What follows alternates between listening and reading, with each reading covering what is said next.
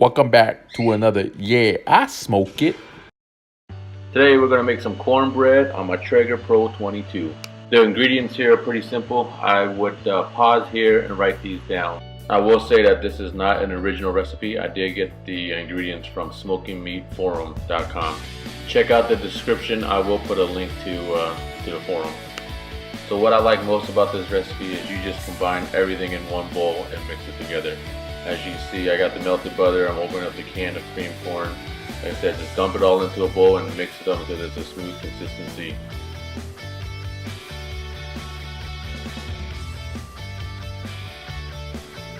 So prior to mixing the ingredients together, I did set the Traeger to 350 degrees and let it do its thing. You know, the temperature held steady at 350. I am smoking this with Traeger applewood pellet.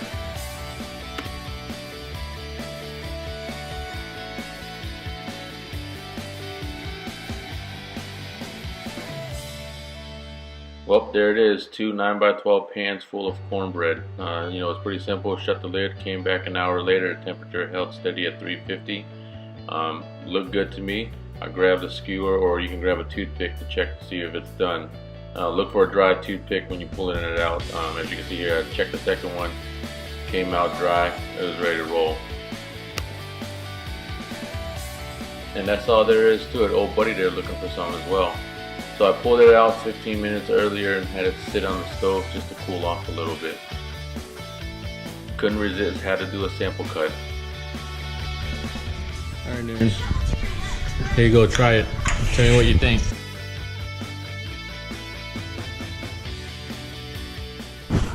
Boom, got the thumbs up approval.